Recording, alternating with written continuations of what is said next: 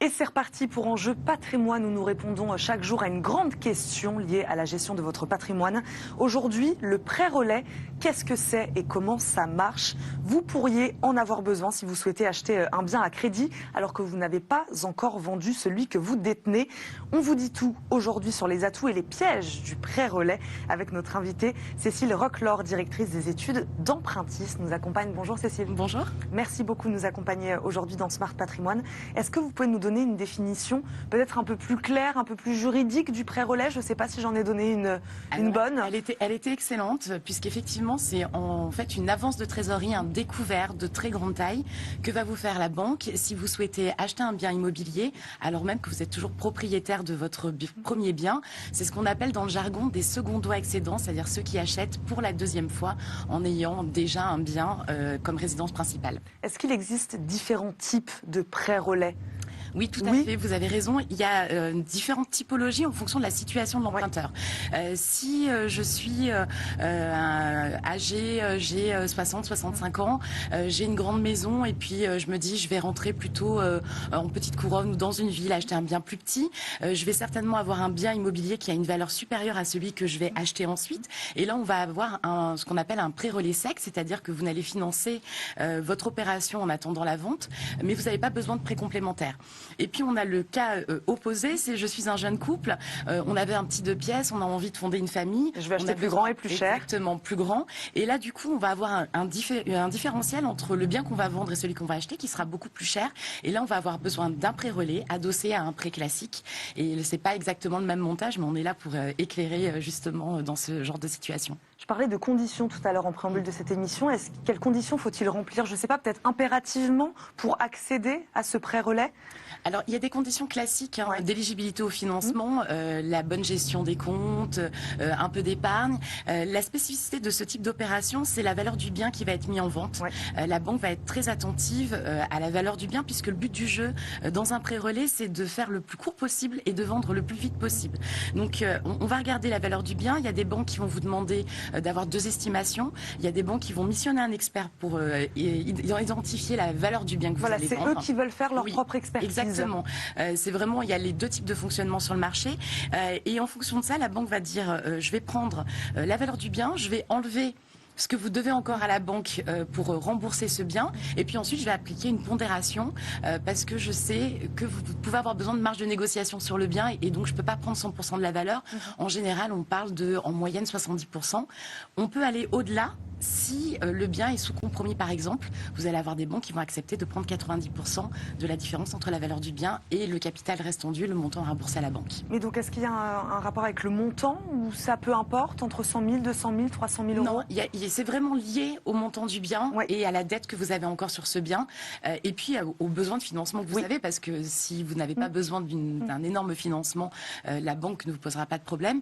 Après, il faut savoir qu'on a des règles en matière de taux d'endettement, donc la banque va être très vigilante à votre situation pendant le prêt relais et après pour éviter que vous soyez en difficulté si toutefois le bien ne se vendait pas. Comme d'habitude, comme tout organisme de crédit, évidemment, ils sont vigilants. Est-ce que toutes les banques proposent ce service aujourd'hui? Oui, toutes vont le proposer, mais toutes n'ont pas la même analyse du risque. Et puis ça va dépendre des marchés. Si vous êtes dans une grande ville ou dans un secteur très dynamique, la banque elle est en confiance parce qu'elle sait que les biens partent vite et elle se dit de toute façon le prêt relais qui peut être long sera beaucoup plus court parce que ça va se vendre très bien, on a une bonne dynamique de marché. Si vous êtes sur un marché un peu plus détendu, où les biens mettent du temps à partir, la banque, elle refusera pas forcément votre financement en prêt relais, mais par contre, elle va vous dire, en fait, moi, je vais pas prendre 70%, je vais prendre 60 ou je vais prendre 50 parce que je pense qu'il y a un risque et donc je vais prendre des marges de manœuvre et prendre moins de risques sur le montant de votre financement. Est-ce que dans les faits, ce prêt relais, il est beaucoup utilisé? Alors il est de plus en plus utilisé, vous avez raison, parce qu'en fait, depuis 3 ans, le marché immobilier en France est extrêmement dynamique. Les emprunteurs sont en confiance. En 2022, c'est 42% de ceux qu'on appelle donc les secondos accédants qui vont faire appel à un prêt relais. C'était 33% il y a encore 3 ans. Donc, plus 10 points, c'est vraiment le signe d'une confiance dans le marché. Alors, autant à l'achat qu'à la vente. Parce qu'en fait, vous ne vous départissez pas de votre bien avant d'avoir trouvé, parce que vous savez qu'il y a du monde sur le marché, qu'il y a beaucoup de demandes et peu d'offres, et que du coup, vous allez peut-être avoir un peu de difficulté à trouver le bon bien et à arriver à l'acheter. Du coup, les emprunteurs se disent... il y a de la tension sur l'achat, Ouais. je prends un risque de ne pas trouver mon bien, je préfère sécuriser mon opération en trouvant d'abord et en vendant ensuite. Et puis comme il y a beaucoup de demandes, je devrais vendre facilement si votre bien est au prix du marché. Une idée reçue, Cécile, aussi sur le prêt-relais, c'est qu'on serait sur un taux assez élevé. Voilà, à combien s'élève exactement le taux d'emprunt actuellement et est-ce que c'est véritablement très élevé ou est-ce que c'est avantageux tout de même? Alors, les taux de prêt-relais, en général, si vous faites un prêt-relais adossé à un prêt classique, donc vous avez besoin d'agrandir, en général, on va avoir à peu près le même taux. Les banques vont adosser les deux taux pour que ça soit simple pour l'emprunteur. En fonction des banques, ça va être très variable. On va partir sur du 1,7% jusqu'à du 2,30% en fonction des banques, donc ça fait quand même un écart significatif. Oui. Est-ce que c'est cher? Ça va dépendre de votre projet. Si vous avez envie d'être sécurisé, que vous avez peur de ce type de financement, que vous savez pas trop si votre bien va bien partir, si il n'est pas très attractif, j'ai envie de vous dire, il vaut mieux sécuriser votre opération et vous mettre en location, mais le coût d'une location, est-ce que c'est moins cher ou plus cher que mon prêt-relais? Et c'est là où il va falloir faire un calcul. Mais en fait, encore une fois, si vous estimez bien votre bien, si vous le mettez au bon prix, et si vous faites en sorte qu'il parte vite, votre prêt-relais, vous n'allez pas aller jusqu'au bout. Le but du jeu avec un prêt-relais, c'est de vendre en maximum 6 mois. 6 mois. En moyenne, c'est ce qui se passe? Oui, et sur les marchés dynamiques, en fait, vous avez même des fois un compromis qui est signé alors même qu'on vous venez juste de faire votre prêt-relais.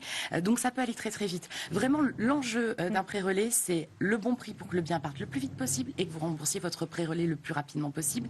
Et vraiment, c'est la qualité de votre opération et c'est ça qui va faire que le prêt-relais devient intéressant. Si vous avez un bien qui est en dehors des prix du marché, vous en voulez trop, vous allez avoir un temps long et vous allez payer plus d'intérêt et c'est là où ça devient un peu plus cher, mais c'est vraiment une bonne opération. Je me permets juste de rebondir sur ce que vous disiez, où le mettre en location, si jamais, parce qu'en fait, il n'y a pas d'autre alternative aujourd'hui actuellement au prêt-relais.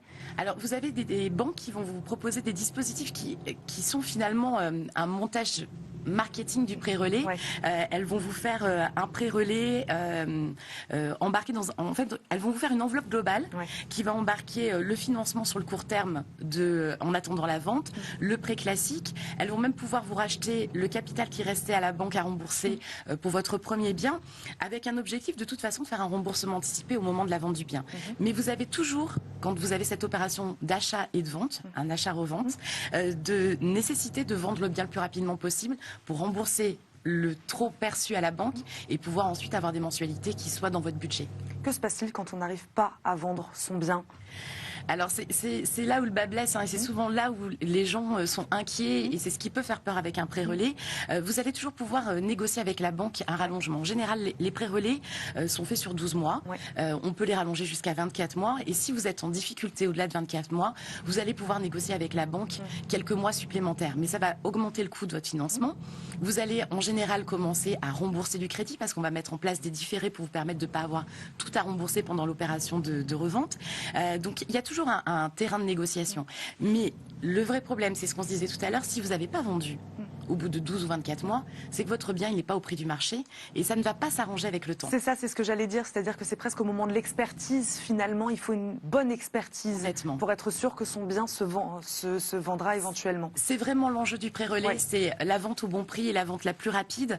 Si on voit qu'au bout de quelques mois, on n'a pas suffisamment de touches, qu'on semble peiner à faire la vente, il faut se poser des questions, un peu de home-staging pour rendre le bien plus attrayant, baisser un petit peu son prix pour revenir dans les prix du marché. Vraiment, l'objectif, c'est la bonne estimation, le bien au prix juste. Et c'est pour ça que les banques, parfois, demandent une expertise extérieure. C'est qu'elles ont besoin d'être assurées sur le fait que le bien va se vendre. Donc, avantage, inconvénient, la balance, on est où, Cécile? C'est quand même avantageux comme dispositif parce que, encore une fois, si vous êtes dans un marché dynamique, vous ne prenez pas de risque.